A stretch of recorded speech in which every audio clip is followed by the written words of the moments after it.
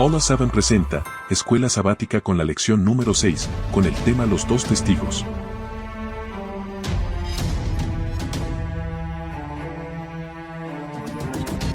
Queda con ustedes, Silvia Gutiérrez. No olvides suscribirte.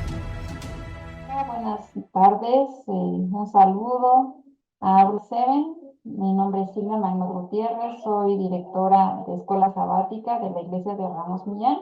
Y primeramente quisiera agradecer a los organizadores de este espacio por invitarme a compartir con ustedes el repaso de la lección número 6. Y para esto, pues quisiera yo también compartir un material visual que tengo por aquí para que pueda ser un poquito más dinámico. Y bueno, de cierta manera, yo poder también sentir que tengo un poquito más de apoyo visual. Así que espero que estas imágenes nos ayuden precisamente a entender mejor esta lección número 6 que lleva por nombre Los Testigos.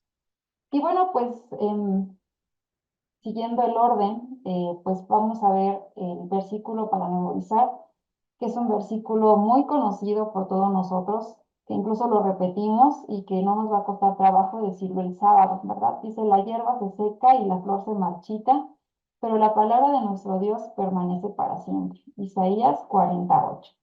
Y es que este versículo siempre va a ser la pieza central de la lección de escuela sabática. Por eso se llama versículo para memorizar, porque pues nos va a ayudar, ¿verdad?, a que todo nuestro estudio de la semana sea centrado en este texto claro. Así que la Biblia como fuente de verdad, pues es el título de esta lámina que nosotros podemos ver aquí, donde vemos una Biblia antigua, bonita. Y cuando usted le regalen una Biblia, siempre piense que le están regalando algo muy valioso. Quizá no en el sentido económico, pero sí en el sentido histórico. La palabra de Dios fue en su momento, como lo hemos estudiado en la lección, un libro muy amado y también un libro muy odiado. Un libro que trae paz al lector sincero, que trae esperanza a quienes lo leen con esa ansiedad, con ese sentimiento que el Espíritu Santo pone en nuestro corazón. Pero también es una manera que Dios nos muestra, ¿verdad? En qué puntos específicamente estamos cerrados. Y a veces cuando nosotros queremos ver la verdad, puede que topemos con pared cuando leamos algún texto de la Biblia porque nos dice específicamente en qué estamos mal o qué cosa estamos haciendo de manera equivocada. Y en la historia, este libro fue censurado porque cuando mostró los errores que se estaban llevando a cabo en la adoración y en la manera en cómo la gente estaba llevando su vida, específicamente, pues el papado, ¿verdad? Cuando quiso anular las doctrinas bíblicas porque se daban cuenta que en ellas no podían encontrar un apoyo, empezaron a censurar la lectura de la Biblia. Y bueno, pues para una persona que lee la Biblia como lo fue Lutero, como lo fue Wycliffe, como lo fue Juan Hus, muchos reformadores se dieron cuenta de esta gran verdad y no se la guardaron para ellos. Así que muchos autores de ese tiempo, ¿verdad? De los 1260 años murieron precisamente por defender el contenido de las escrituras. Desafortunadamente, también podemos encontrar a personas que son muy críticas al momento de leer las escrituras y que no lo hacen con la intención de encontrar en ellas la esperanza, el consuelo, la verdad, el camino. Ellas lo buscan para ver qué errores hay, qué situaciones pueden estar favoreciendo una postura que no es cristiana. Y entonces la Biblia deja de ser un libro de guía para convertirse en una justificación para seguir en una situación errada. Así que la Biblia, cuando usted la busca con el Espíritu Santo, con oración, con verdad, se convierte en un instrumento que Dios usa para cambiar su vida, como lo fue en muchas partes de la historia. Y bueno, quisiera yo también aterrizar en el estudio de la lección que nos habla acerca de dos testigos. Y para eso voy a leer pues Apocalipsis 11 del 3 al 6, que seguramente usted también leyó en el estudio de esta lección. De manera puntual, dice, y daré a mis dos testigos que profeticen por 1260 días vestidos de silicio. Estos testigos son 2 olivos y los 2 candeleros que están en pie delante del Dios de la tierra. Dice, si alguno quiere dañarlos, sale fuego de la boca de ellos y devora a sus enemigos. Y si alguno quiere hacerles daño, debe morir él de la misma manera. Estos tienen poder para cerrar el cielo, a fin de que no llueva en los días de su profecía, y tienen poder sobre las aguas para convertirlas en sangre y para herir la tierra con toda plaga cuantas veces quieran. Estos 2 testigos, como en todo el lenguaje de Apocalipsis, son simbolismos. Cuando leemos Apocalipsis tenemos que darnos cuenta que estamos leyendo un libro profético y por lo tanto no son testigos literales, sino son símbolos de 2 cosas que en la antigüedad hicieron pues hacer el cambio de vida, de actitud, como hasta ahora lo han ejercido, ¿verdad? Cuando nosotros leemos la Biblia completa, nos damos cuenta que hay verdad tanto en el Nuevo como en el Antiguo Testamento. Y estos 2 testigos están simbolizados como 2 candelabros y 2 olivos. ¿Qué quiere decir esto? Que el Espíritu Santo representa el aceite, es decir, el Espíritu Santo es la mezcla esencial para que las escrituras tengan sentido. Ya dijimos que cuando una persona es muy crítica y no ayuda su actitud, pues no puede encontrar la verdad en la Biblia, pero cuando la persona pide que el Espíritu Santo le ayude a entender, entonces la palabra de Dios florece en su vida. Estos 2 testigos son la palabra de Dios y el Espíritu Santo también pudieran ser nombrados como testigos, pero específicamente el autor de la lección nos habla que estos 2 testigos son el Antiguo y el Nuevo Testamento.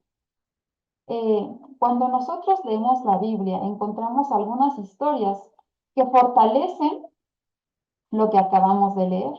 Nos dicen que había plagas, nos dicen que había tiempos de sequía. Y si nosotros volteamos en la historia, vemos que en el Antiguo Testamento está la historia de Elías, en el cual pues él tuvo que enfrentarse con una sequía que duró 3 años y medio.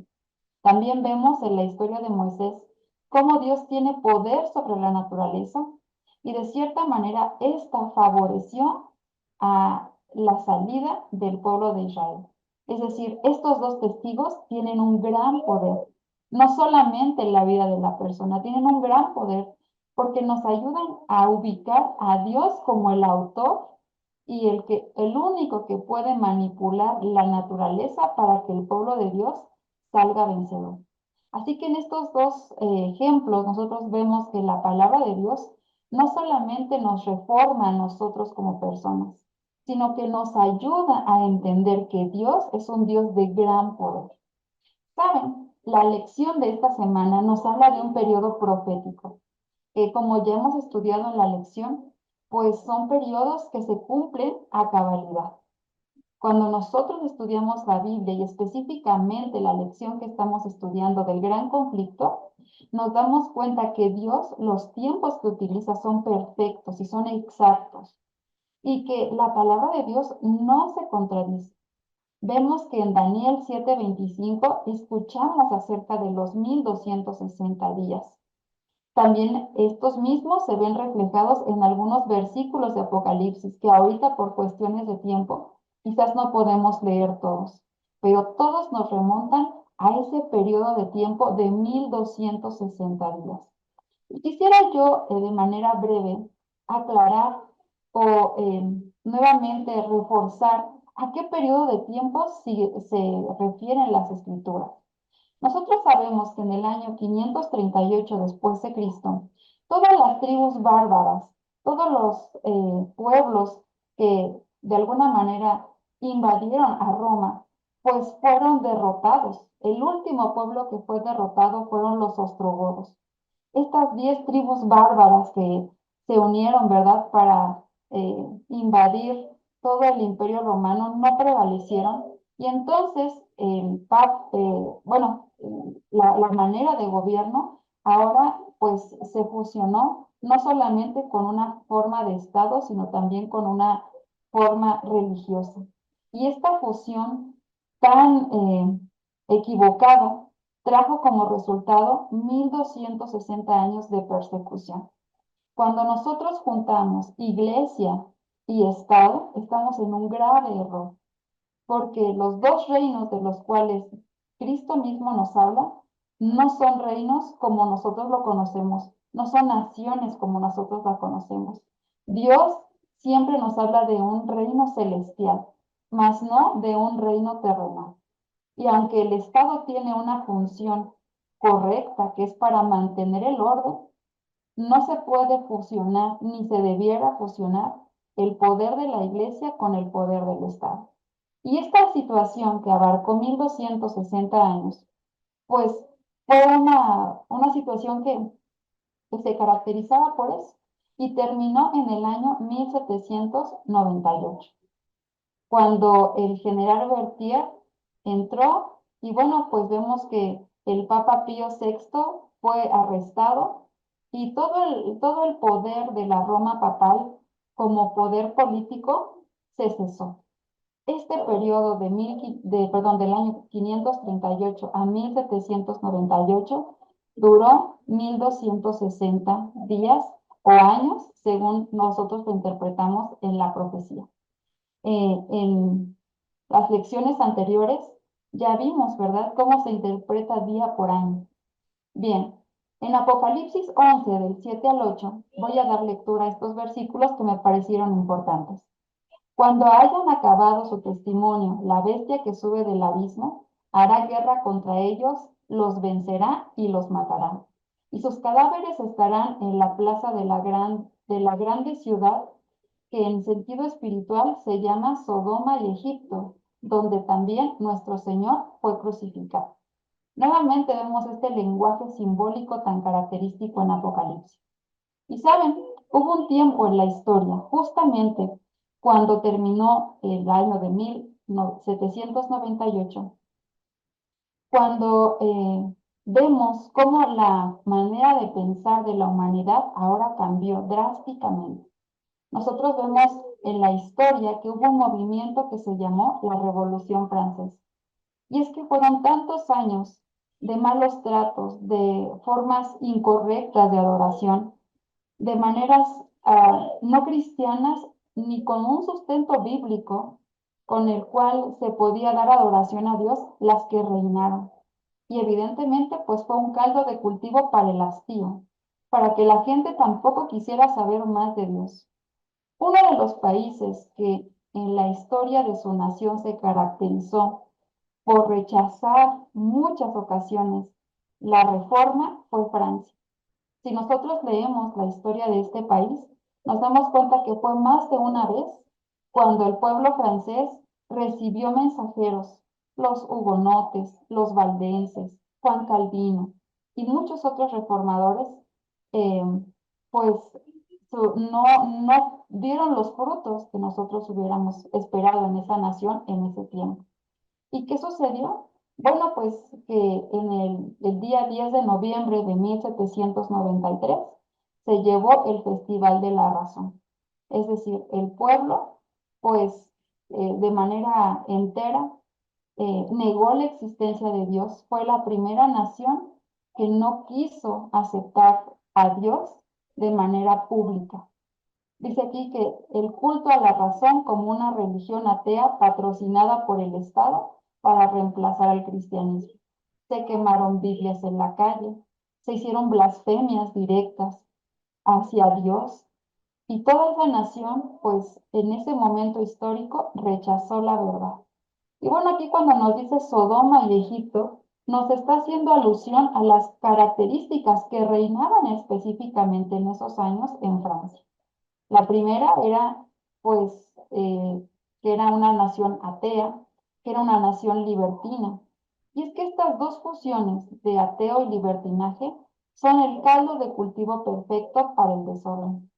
Tal vez para muchos historiadores fue una etapa de gran luz, pero también la historia nos confirma que esta etapa se caracterizó por un desorden mayúsculo. Nos dice nuevamente Apocalipsis 11 del 9 al 11. Y los de los pueblos, tribus, lenguas y naciones verán sus cadáveres por 3 días y medio y no permitirán que sean sepultados. Vemos aquí la exactitud de Dios. 3 años y medio fue lo que duró el apogeo mayor de la Revolución Francesa, de este pensamiento ateo. Y también nos dice en el versículo 16, los moradores de la tierra se regocijarán sobre ellos y se alegrarán y se enviarán regalos unos a otros, porque estos dos profetas habían atormentado a los moradores de la tierra. Y yo quisiera preguntarte a ti, cuando nosotros vemos los 10 mandamientos, que evidentemente están contenidos en el Antiguo Testamento, o cuando leemos una historia del Nuevo Testamento que nos hace reflexionar que estamos en un camino errado, ¿cuál es nuestra actitud? Hay veces que preferimos no ir a la iglesia para que no me digan que estoy mal. O prefiero no leer la Biblia para que no me sienta reprimida, para no poder seguir haciendo lo que me gusta. ¿Saben? El pueblo de Francia prefirió no crecer más en una luz espiritual que en reflexionar y decir, creo que estamos haciéndolo mal. Vamos a escuchar a aquellas personas que nos trataron de decir otra manera diferente de adorar a Dios. En esta ocasión, Francia se cerró y de cierta manera se sintió feliz de haber derrocado al cristianismo. Pero algo que quiero que quede en tu mente es que cuando Satanás entra a tu vida, cuando tú le das una pequeña entrada a tu vida a Satanás, él va a generar un desorden que luego no vas a saber cómo volver a tener esa paz. Y bueno, algo muy interesante aquí es que en el versículo 11 nos dice, pero después de 3 días y medio, entró en ellos el espíritu de vida enviado por Dios y se levantaron sobre sus pies y cayó gran temor sobre los que lo vieron. Estos dos testigos no iban a quedar muertos, estos dos testigos iban a resurgir. Y qué bueno que Dios tiene misericordia de nosotros y que a veces cuando buscamos nuevamente a Dios, Él nos cierra el poder de su palabra en nosotros. Después, en el año de 1797, Francia se dio cuenta que esta manera de libertinaje que ya tampoco podía controlar no era lo que ellos esperaban para su nación. ¿Y qué hizo? Pues eliminó sus leyes religiosas restrictivas, dando entrada nuevamente a ideas como el cristianismo. Y bueno, pues continuando con la lección nos dice algo muy esperanzador. Salmo 119:89 nos dice, para siempre, oh Jehová, permanece tu palabra en los cielos.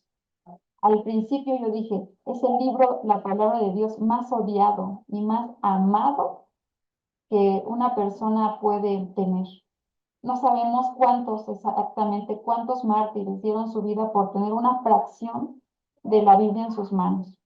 Sin embargo, esa Biblia no fue eh, quitada del todo. Dice aquí, las obras de sus manos son verdad y juicio. Fieles son todos sus mandamientos. Y cuando habla la Biblia de todos, es que no está eliminando a ninguno de ellos. Afirmados eternamente y para siempre, hechos en verdad y rectitud. La palabra de Dios permanece para siempre. Eso es algo que me gustaría que te quedaras de esta lección. Luego nos dice que en muchas ocasiones, aunque seamos cristianos, aunque tengamos la nominación adventista o de otra religión, y digamos que leímos la Biblia, a veces por nuestras actitudes o con nuestras palabras, podemos tratar de dudar de ella. Hay personas que nos explican ciertos milagros, que nos explican cómo Dios intervino de una manera específica en la historia y de cierta manera restan importancia a eso. Quiero decirte que la Biblia que tienes en tu mano es verdad aunque no la entiendas, es verdad aunque para ti en tu razonamiento pareciera no tener lógica. Acuérdate que eres una persona finita, que eres una persona que no puede entender a Dios, porque no eres Dios. Y que si Dios dice que va a pasar, pasará, aunque no lo entiendas, aunque para tu razonamiento no sea lo más lógico, cuando Dios promete algo, eso sucederá. Y bueno, continuando aquí nos dice, en Apocalipsis 11, del 15 al 19. Dice, el séptimo ángel tocó la trompeta y hubo grandes voces en el cielo que decían, los reinos del mundo han venido a ser de nuestro Señor Jesucristo y Él reinará por los siglos de los siglos. Y más adelante nos dice en el versículo 18, y se airaron todas las naciones, y tu ira ha venido y el tiempo de juzgar a los muertos y de dar el galardón a tus siervos los profetas, a los santos, a los que temen tu nombre, a los pequeños, a los grandes, y de destruir a los que destruyen la tierra. Esta es una promesa tan cierta como todas las que Dios hizo en el Antiguo Testamento y que va a pasar. Jesús va a venir por segunda vez y va a venir para recompensar a las personas que le fueron fieles de todas las edades. Si tú me estás escuchando y eres una persona de la tercera edad, quiero decirte que tu fidelidad va a tener una recompensa. Si tú eres una persona joven que se está esforzando por vivir los principios divinos, créeme, tu fidelidad va a tener una recompensa.